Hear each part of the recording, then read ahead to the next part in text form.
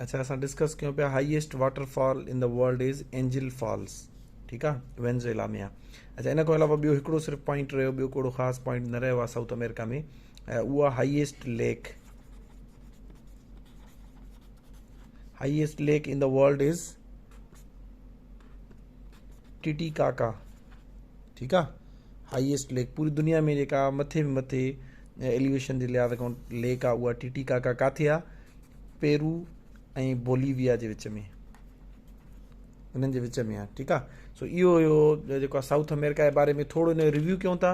उनखां पोइ जेको क्वेश्चन पेपर तव्हां ॾे मां मोकिलियो हुयो उनखे सॉल्व करे वठूं था पिया। साउथ अमेरिका में असां डिस्कस करे आयासीं त इन में तक़रीबन 11.8% जेको आहे सो टोटल लैंड पूरी दुनिया में जेका धरती आहे उनजो 11.8% हे जेको आहे सो कैप्चर करे थी पई, ऐं हिन जी आबादी तक़रीबन 44 करोड़ जे लॻभॻि आहे। इन जे अंदरि 12 मुल्क आहिनि, ठीकु आहे। मोस्ट पॉपुलस जेको कंट्री आहे उहो ब्राज़ील आहे।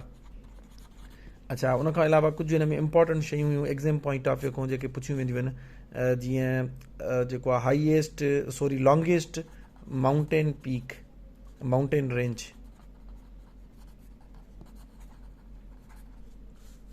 ठीकु आहे, एडेंस असां पढ़ी आयासीं। पूरी दुनिया में डिघी माउंटेन रेंज आहे। अहिड़े तरीक़े सां वर्ल्ड्स लार्जेस्ट फॉरेस्ट उहो असां पढ़ी आयासीं त असांजो कहिड़ो आहे, अमेज़ोन। अहिड़े तरीक़े सां लार्जेस्ट रिवर उहो बि अमेज़ोन आहे, ऐं जेको अमेज़ोन रिवर आहे वरी इहा बि सेकेंड लॉन्गेस्ट रिवर बि आहे। लार्जेस्ट पहिरें नंबर ते ऐं लॉन्गेस्ट सेकेंड नंबर ते आहे। अच्छा अहिड़े तरीक़े सां वर्ल्ड्स हाईएस्ट जेको आहे वाटरफॉल एंजिल फॉल्स, ठीकु आहे। अहिड़े तरीक़े सां वर्ल्ड्स ड्राईएस्ट डिज़र्ट एटकामा, वर्ल्ड्स ड्राईएस्ट डिज़र्ट इहो बि इन में ई आहे। अच्छा इन खां अलावा हाईएस्ट लेक असां पढ़ी आयासीं टिटीकाका, ऐं इन खां अलावा फॉरेस्ट बि पढ़ी आयासीं माउंटेन रेंज, ऐं वर्ल्ड्स हाईएस्ट कैपिटल लापास कंहिंजो आहे, बोलीविया जो आहे। सो इहे इंपॉर्टेंट ऐं अहम शयूं जेके असां डिस्कस करे आया आहियूं। हाणे पाण जेको क्वेश्चन पेपर तव्हां ॾे मोकिलियो हुयो उनखे 1 बाय 1 डिस्कस कंदासीं। इन पढ़ण खां पोइ तव्हांखे हे जेको आहे सॉल्व करणु आसान लॻंदो। पहिरियों क्वेश्चन आहे most populous country of south America, त इहो असां पढ़ी आयासीं ब्राज़ील आहे। छो तक़रीबन पूरे जेका कॉन्टिनेंट आहे उनजी 50% आबादी राउंड अबाउट ब्राज़ील में रहे थी। The smallest country in south America. अच्छा क्वेश्चन नंबर 2 जो आंसर शायदि तव्हांखे जेको आहे ॿुधाइणु विसरी वियो।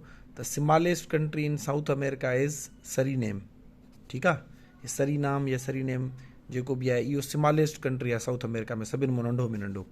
अच्छा उनखां पोइ वर्ल्ड्स लॉन्गेस्ट माउंटेन रेंज असां पढ़ी आयासीं। दुनिया में वॾी जेका माउंटेन रेंज आहे डिघी उहा एंडेज़ आहे, ठीकु आहे, एंडस या एंडेज़ वॉट एवर।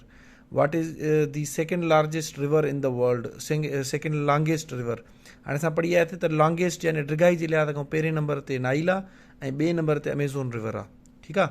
अच्छा वरी हिते पुछियल आहे लार्जेस्ट। हाणे लार्जेस्ट में हिन में भली जेको आहे सो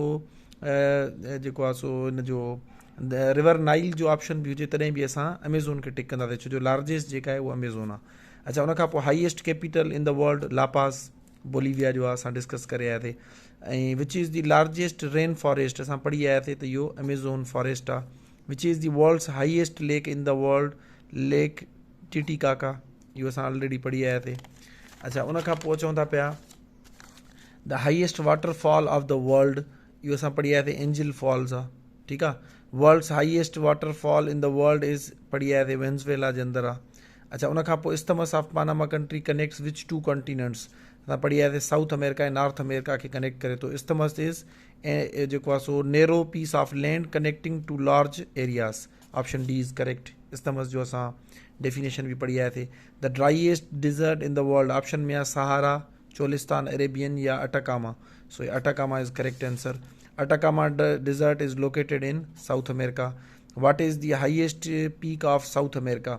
हाणे हे क्वेश्चन मिस थी वियो हुयो, आई गेस हे जेको आहे अकोना कागुआ, ठीकु आहे, माउंट अकोना कागुआ इहो हिन जो करेक्ट आंसर आहे। पोइ बि हिन जो कंफर्म करे वठंदासीं, पर मुंहिंजे जेसिताईं हिन में अचे थो पियो हे हिन जो करेक्ट आंसर आहे।